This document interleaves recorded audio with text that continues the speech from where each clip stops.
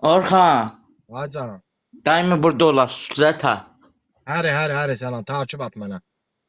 Atmışam. Salam, mənə takip atın. Atmışam. Var ol. Mənim takibimdə çoxdan var.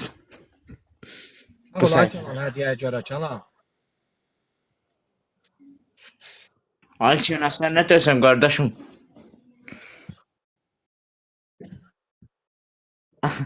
Qadın anlarım. Mənə çıxdı, mələyə başım qaşmış. Sən Allah üzrünü sayın. Yer adını yazdım divara, sən də oldun avara. Canı için geldi. Ay can.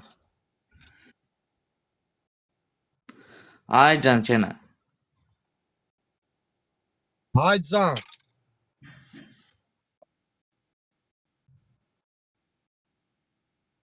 Hacan, sana yuxudan çaldırıb, payalt eləmə.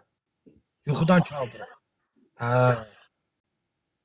Gəlin görün sizə nə göstərəcəm. Bax, görün kim biləcək bu nədir belə.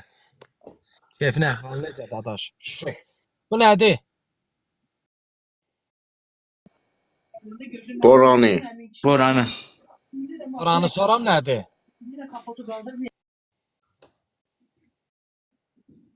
Tamaşa boranı. Həm boranıdır, həm də ki nədir? Altı da qarpızdır. Əkiz bacılar olub bu. Səssiz Karpızlı boran. Karpızlı boranı. Ay sağ baba.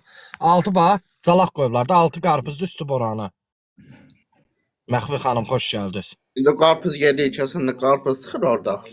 Hə, oranı kəsəsən olacaq qarpız. Yuxarısını kəsəsən olacaq boranı. Plov bişirək yeyək. Vitrin üçündür bu. O, hə, qoymuşam vitrin içində. Ay Orhan. Hacan. Bu da hə bizi. Bax bu da bizi. Maşallah. Ayaklar ile güzel. Buna da minib geyirik uzaqlara. Orhan. Hacan. Keşke bizim bir tane elimizde imkan var idi. Telefonun zaten söndürüp atıyorduk kıra gidiyordu uzaklara.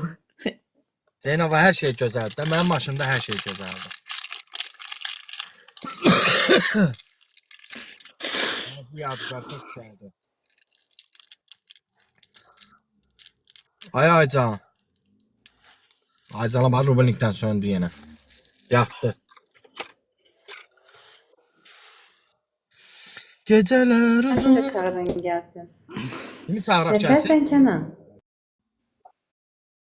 Ay bacı. Bacı. Haycan sen al. Sen, Haycan kurban sen olayım. akşam mənim ürəyimə vermişsən. Xəbərim var. Can. Allah and olsun. Əməlli başlı mən silirdim də TikTok'u. Bax Quran